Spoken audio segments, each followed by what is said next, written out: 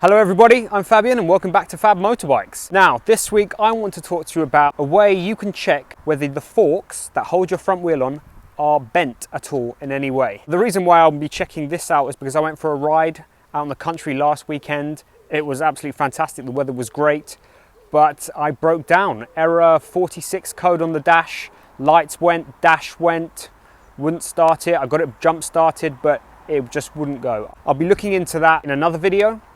But for this video, I'll be looking into whether the forks are bent. Now you might be thinking, why would the forks be bent?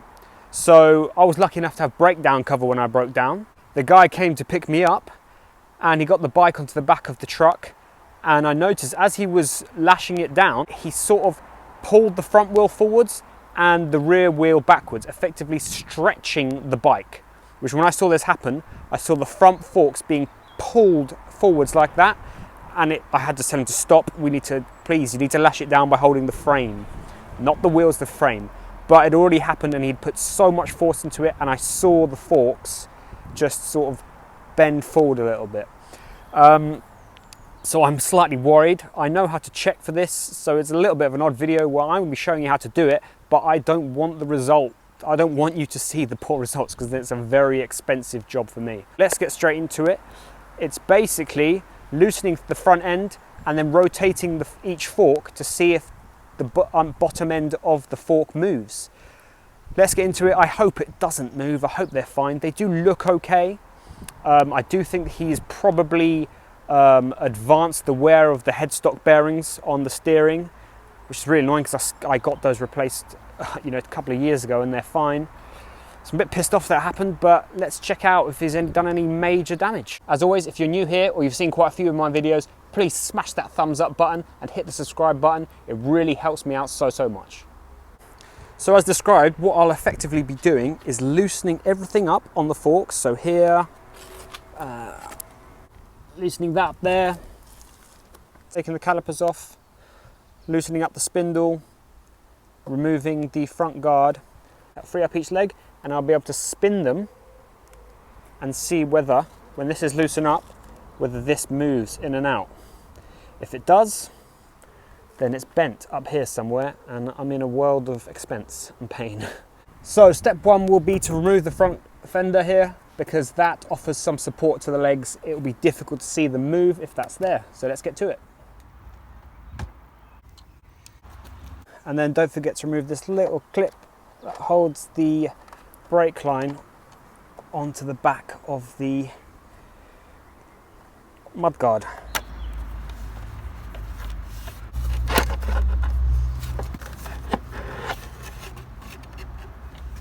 So off the mudguard comes. Another little tip I have for you, if you're worried about losing any of these nuts and bolts that have come off, the key is to just put them back in the bike where they were without the item that they secure. Then you know you're not going to lose them, you know where they come from.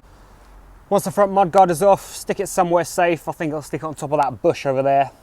Won't get scratched, nice and safe. So now the front mudguard is off, I'm now going to loosen the entire front end so that each fork can move a little bit so I can test whether they're straight or not. Now I don't have a torque wrench, so when I reassemble it and tighten things up, I don't know whether it's perfectly tight. But I have another little trick, which is using a little dab of paint on each bolt so you know when you tighten it up, you put it back to exactly where it was. Now this isn't as reliable or as perfect as a torque wrench. I would always recommend you use one of those. I intend to get one, but this is a little trick that works very well and ensures that you don't strip the threads. One there, also one for the spindle bolt. So you get the idea. Basically, once you unwind this out, when it goes back in, you know roughly to put it back to where it was. I'll go through the rest, I won't show you all those, but it's a very simple way of getting the correct type of torque when doing bolts back up. So I've gone through the whole front end, marking up all the bolts that I intend to loosen up or remove. Most of them I'm going to loosen up, but actually the brake calipers, because I want the wheel to move freely, I'm going to remove them completely. And these are 12mm bolts.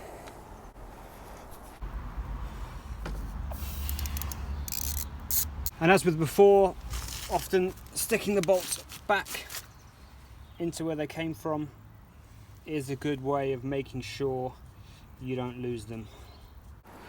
Next to loosen up is the Axle, first of all you've got to loosen up the pinch bolt here that will allow that to turn. You notice there's a pinch here. Loosen that up with an Allen key and then you'll be able to loosen this off. Now we're going to loosen the axle. For this you will need effectively, this is kind of like a huge Allen key. 19mm, it's a huge 90mm Allen key. That goes in there and then you use a big spanner to loosen that off. Here we go.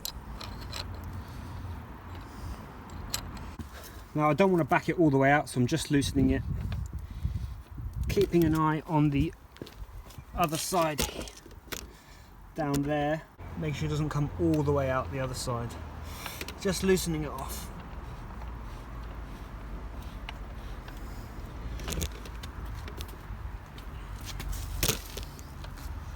A few more turns and I think that'll do it. There we go. Next up we'll be loosening the bolts here, and of course up there. What I've done is I've loosened off the left fork first, so it's loose up here. You can see that's been wound in.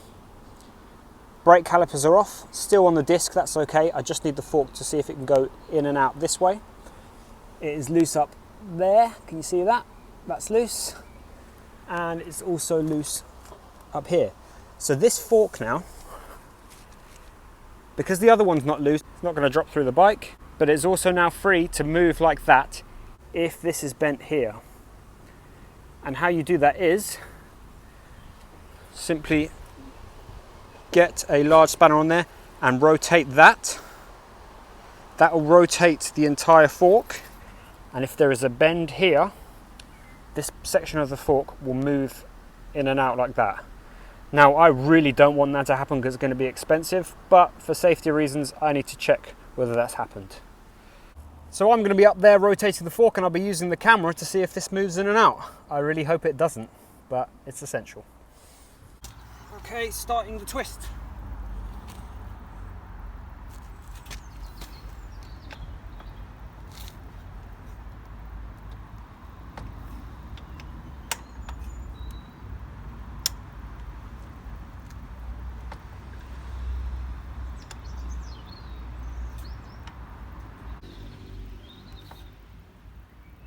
Nothing.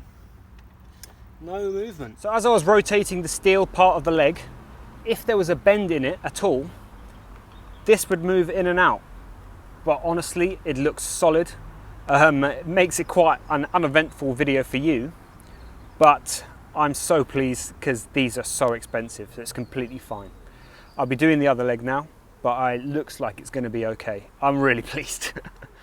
So I've now loosened off the other leg, so you can see that bolt is loose and that bolt there is loose. I've noticed you can actually rotate the fork leg with your arm and hand here, like so. And as you're doing that, you can watch the leg down there and see if it moves in and out. I appear to have gotten away with it and it doesn't move at all. So that means these forks are still dead straight. While you rotate this with your hand, with everything loosened up, and the bottom part of the leg moves in and out like that, it means there is a bend roughly here. And sometimes it can be so subtle you can't see it, but with this method you will see it, because as the bend here, the angle, it will then increase and it will move in and out. Perfect. But as you can see here, as I turn with my hand, no movement at all down there. If I get close,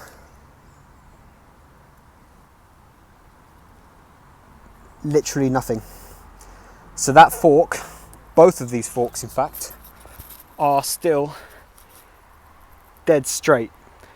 Despite the guy came to pick me up in the middle of the night yanking on them, and I saw them bend upwards like that, which really scared the hell out of me, but these are still dead straight. Excellent news.